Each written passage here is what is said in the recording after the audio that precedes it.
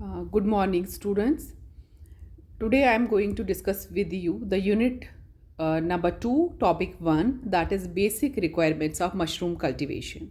We have already studied about what mushrooms are, what are different types of mushrooms, edible mushrooms, poisonous mushrooms, mycorrhizal mushrooms, etc. And what are the uses of mushrooms, how they have been used since historical times by human beings. Now, as far as the unit number 2 is concerned, it is about mushroom cultivation. We have already discussed, I have sent you the topic on history of cultivated mushrooms, when human beings actually started cultivating them. So initially they were taking them from wild, gathering them. Now it is last almost 1000 years they have started cultivating these mushrooms. So we have already studied about the history of cultivated mushrooms. Now coming to this topic, unit number 2.1, that is basic requirements of mushroom cultivation. Now depending upon that you are going for mass production or at a small scale level or at the person for the personal use, it depends on the all those things that the basic requirements of mushroom cultivation will vary. Like first thing in the basic requirements is the variety which you are going to cultivate. We know there are large number of mushrooms which are being cultivated nowadays, but which variety you are going to choose, that also depends on many things. Now some of the commonly used varieties or species of used for cultivation include oyster, that is pleurotus species, chaitake, that is lentinus species, reishi, ganoderma species, and button mushrooms, agaricus species. Now depends which variety you are going to cultivate, it depends upon so many things. Like we have got a table which compares the button mushroom and the oyster mushroom, button being the most cultivated and oyster being the second most cultivated. Now it depends which will you choose. Is it you are going to produce on a large scale or as a beginner or a small scale? And then it also depends upon the growth temperature. So climate of a particular place will also help you in deciding which variety to choose. Humidity, light, substrate preparation. So you can see that for the oyster mushroom very less time is required for the substrate preparation, but for the agaricus species 20 to 30 days will be required for the substrate, or which we call as the compost preparation. Incubation time also varies. So these all things are going to affect your decision on deciding which variety you are choosing. Now housing and structure.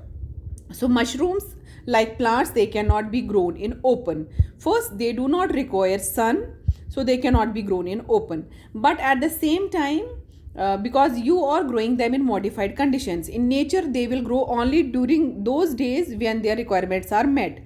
But in the when you are cultivating them, you are growing them or you are trying to produce the mushroom fruiting bodies in those circumstances which may not be present in the nature. So you have to modify few things. So you need some requirements which will help you in getting the climate which is present in nature during their fruiting body production time.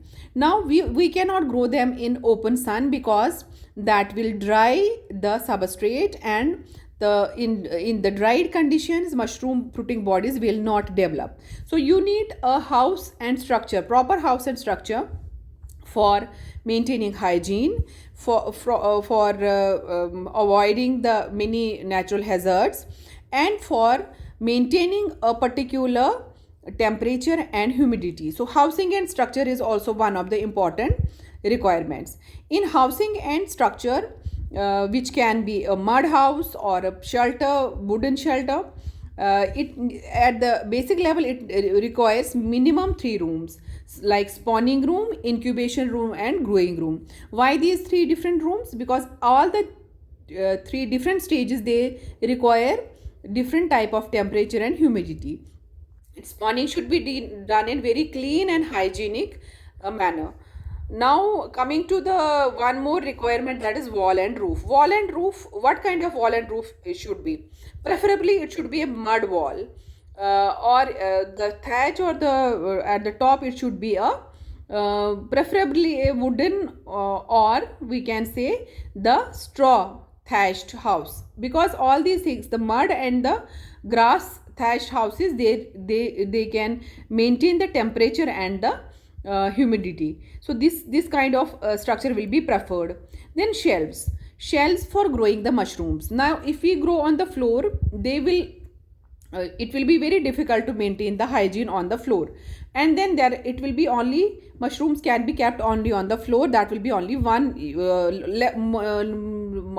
rest of the space will not be utilized. So you need shelves so that you can take maximum utilization of the space available to you. So we need to make shelves. Now these shelves can be directly used for cultivation of mushrooms, so they can be made in the form of beds, or they can be used for keeping the plastic bags or the bottles in which you are growing mushrooms. So shelves are required because it will help us in growing large number of mushrooms in minimum space. So you can see here we have got these shelves. So otherwise we will be having this much of space only. Now it has multiplied by the number of shelves we have. Now insulation is also very much important. Insulation can be done by mud, reeds and blankets. Now this insulation is required to maintain the humidity and the temperature. Ventilation and lighting. Now as far as ventilation is concerned, we do not need very large windows, because large windows will lead to circulation of air, and which will take out the air from inside and replace with the dry air from outside. So we do not need very dry conditions. So small windows are required just to keep the fresh air coming inside and avoid the carbon dioxide concentration to accumulate. So very small ventilation is required.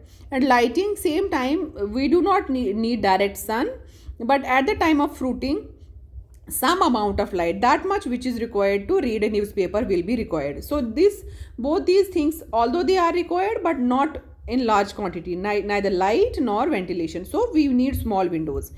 Now what are the other basic requirements? Like substrate is the material, organic material on which we will grow so it can be rice straw, it can be paddy straw, it can be maize straw, it can be husk, it can be wood scrapings. So these different types of organic substrates can be used. Then spawn is the mycelium, which is actually used for inoculating the substrate, which will then, so we need, like the seeds, like in case of plants we need seeds to grow plants, similarly here we need the mycelium to grow. So this is spawn. Then gunny bags can be used for these growth of mushrooms. So we can put some compost or organic matter, and then the spawn in that. PVC pipes for circulation of air and this water. Then supplements are also sometimes required. Lime buffer is also required to maintain the pH. Wooden and metal racks. Methylated spirit is for when we are producing the spawn production for sterilization. Disinfectants, cotton wool, soap, clean water. So these are some of the requirements which will be required, which come under the basic requirements for the mushroom cultivation. Okay, thank you. I hope you have understood this topic. If still you want to discuss, you can send messages on my WhatsApp.